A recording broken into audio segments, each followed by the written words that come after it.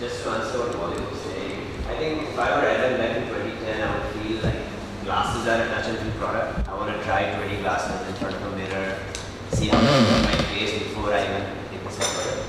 Instead of getting 2 samples at home like Lensart does, or 2 or 3 samples, I would want to be there, try out at home. So I think it was back in the days, I would probably go to a shop, try them first, and then look for something. That's the conventional model. Right. These people thought very original, that I want to give you another option. That I can go home, like he said, take pictures, send WhatsApp to your friends, and somebody says, this one looks good, Okay. So nowadays, that's more important than doing it in the shop. And you have the luxury at your own time and your own space. Yes, any other comment? I think there were 2 features, I think. One was, I think, he touched upon CSR. Now, your generation definitely gets emotionally more impressed when they find that when we are paying a price for a particular product, part of it goes for, the social service. I think that was one enticement which was embedded in this. That is one. And I think one more point, when they went into the 3rd or 4th year in 2014, they came out with an annual report which was laced with a good sense of humor. I think that is also one of the important points.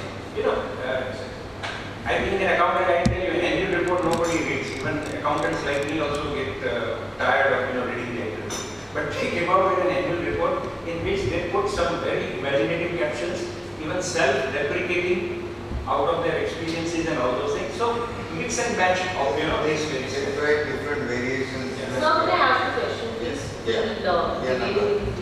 How do you think that they were able to price themselves at $95 versus, $500? Was it down to their sourcing, or was it because their overheads were less? As I told you, the cost was something like $45. Right. So they could afford to come down to 95. And the other reason why they went to 95 is, as I just mentioned, they made a survey in the market and they found out that beyond $100, it was hurting everybody. Now you need a pair of spectacles. They are charging $600. You have no option because 80% is controlled by these people. What do? You need a pair of glasses. You are going to buy them. But if somebody else is offering you at 95, that's the first thing you look at. No, absolutely. But what were they doing differently to their competitor to be able to price themselves so low? No, the cost is very low. These people were charging atrociously high. A super normal profit they were. Yeah. Because there is nobody there. I wanted to make a comment. Basically, like even Luxottica probably was, sourcing their designs for buying at 50, selling at 100, 125. But their entire distribution channel was sucking up all the money because the amount of money that goes into, renting shops at the malls, lighting, all fancy stuff. Eventually, they went into the brick and mortar. Right, so probably the distribution channel was, sucking up all that money, which these guys didn't have any middleman. So They didn't have the middleman. This is a very important point, which is, I think, a good point. Let me share something also. See, first of all, looking at 2015 or 2014 is not a good place to start.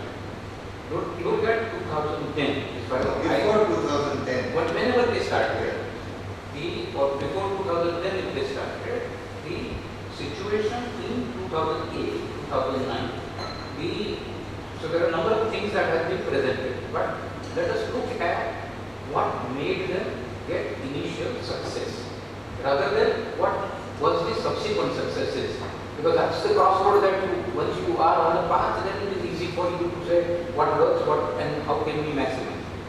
What got them started? Probably first thing that we need to look at, I'm only sharing my thoughts, not as a final thing, but first thing that probably that got them started is that they actually knew the pain point themselves. They were students. They were themselves wearing glasses. They were wearing glasses, and it was pinching them to really pay. The second thing is that their target market was not somebody who could afford anything and everything. They would still go to the stores and be able to get the pair of glasses that they want. Their target group was those people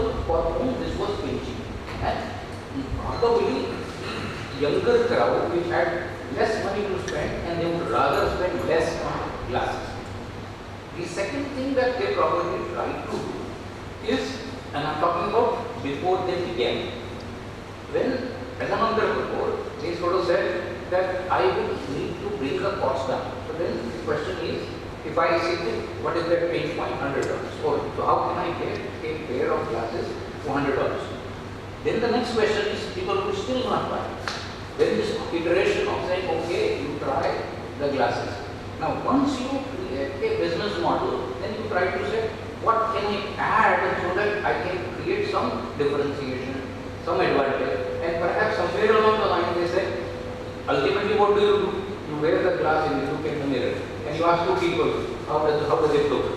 If I am able to leverage technology to be able to create that, rather than talking to 5 people, I am able to talk to 15 people, 20 people.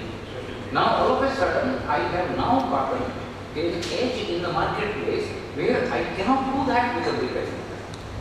And is this something that is of importance to the kind of target group that you are addressing? And I think what I'm trying to say is that initial years are always very tough. It is a question of experimentation. It is trying to find. And ultimately they sort of said, yeah, if this thing does not work, let us at least go in the CSR activity because the students would like us. That after all, this is a group of people who are youngsters, they are trying to do this, and they are also trying to do something good, so let's support. So you need to get a lot of people in your target group to try it.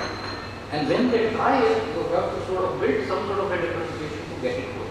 So to me, initial success is a lot more important than the subsequent actions that they do. Initially, when they launched it, they got so many orders that it was beyond their capacity to service immediately. Yes, Ashish. Yeah, that also reminded me of the era. 2008 was the year of recession, one of the global recession. I think might be that was the situation, and people would have like the low amount, low power of spending and other things. So that might have right time at the right percent product. As they say, virtue out of adversity. Yeah. Physically, they were fed up. There were a lot of unemployment going on in USA and Europe, and out of that, they got this idea and they worked upon it, and then it became a success.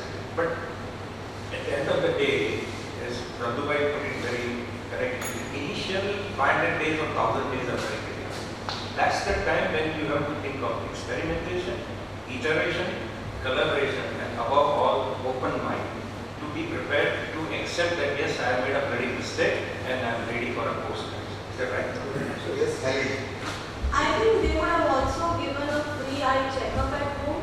Like maybe that would have added, like people don't have time, so maybe if you go home and check your number, then that could also be one of the reasons. But some enticements were there. I am not aware of whether this was also. Because similar model is there in India also now. It's called lens card or something. Yes. So they come home, they check your. But that not is not feasible in US because the cost of labor is extremely high. So question is, you get your prescription any. Yeah, so you can just go and After check. you have prescription, You get a prescription and you send it, you get your glasses accordingly. Yeah. So I think that model is working in India, but maybe for US it would have to be. and then beauty, if I mean, so conversion, the beauty is that the price.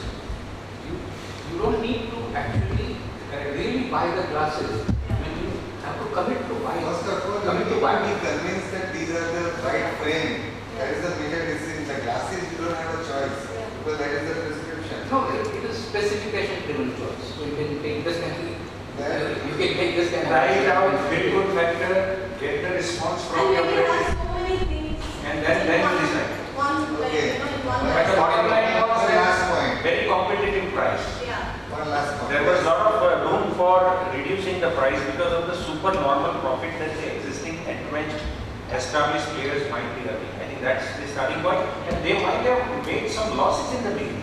That's why they changed the course very slowly, and they went for funding, and they also turned into brick and mortar. That is later on. Yeah, they turned Initially, within 2-3 years. initially the Yeah. success was outstanding. Absolutely. Yes, Sean.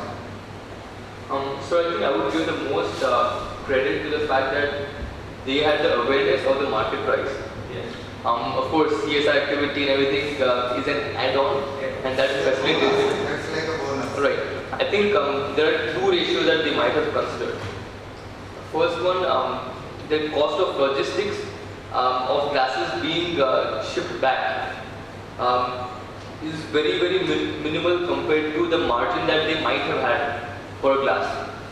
So that is one ratio, and the second would be the conversion rate. Like they probably had the confidence in their product that if they would send 10 glasses, they were sure that at least 3 or 4 would be sold. So I think just the fact that these two ratios were so different that they were like, even if people returned like half the glasses back, it would still, cover up their margins. So I think just the fact that they were aware of the market price, I think that itself, and then of course That was everything the else. first pitch, they Right. hit 95 and I think they pitched it right. There's one challenge that I see them having initially is the managing their supply chain. If one company is, owns 80% of the market share in glasses, they probably have their own design studios. They probably have their own, designers making frames, different designs, different so on and so forth, and ensuring that you get high quality frames off the line and things, so on and so forth. These guys didn't have anything of that sort. So how do you give that range of choice? First of all, when you're starting out as a company, how do you ensure that stuff that is maybe made in China or somewhere else comes in proper condition? There is a market for everything. So here they are pricing it so low that would give them a good volume to start with. And probably that would be the reason why Sunil will mention that down the line they had the brick and mortar. So that's where the second part of the business which they would have lost will cover. Yeah, you see, the critical part in my opinion was how to create a space. You see, creating the space, all the ideas, all the enticements, all the hard work and focus that would have naturally gone into all these things was to create a space. And probably, I think it became easier in this digital era where the new generation is more familiar with social media, they are buying online. Typically all those who are born after 1980, 1990, they, especially in those markets, even in India is catching up now. Online shopping is important. And online shopping based on the feedback you get it from your friends and relatives makes, there's a term called placebo effect. It makes very good factor, and then it sort of induces us to buy, which is already cheaper than what is available in the market. And in that period, the new people could have a lot of problem in jobs and other things. So that's how it could have rolled on into the idea. So the way I see it is, the 4 founders had the right depth and breadth of experience by the time they launched their business. 3 of them wore glasses and brought combined experience in bioengineering, healthcare, consulting and banking. Neil did not wear glasses. But he spent 5 years working with an NGO that's where he pitched that you buy one and I send one, you're donating one to the developing countries. So this is the other part. And this gave the depth of knowledge in the optical industry because he was already there in the 5 years marketing spectacles through entrepreneurs in the developing world. By cutting the middleman, as we had discussed, somebody mentioned this, that there was no middleman here, so the profit margin increased because there's nobody in between the customer and the supplier. There is no transaction cost. And the middleman of the retailer, major cost in all industries, the retailers take a lot of cost. So they could easily sell at $95 against the $500 charge of the competition. After the marketing warning that lower cost would be viewed as a sign of inferior quality, they made a survey because their mentor, he says, just going low on the price doesn't mean people are going to buy because they think, as he said, it's coming from China or somewhere, where the cost is low and the quality is also low. But here, they said that they made a survey and found out that $100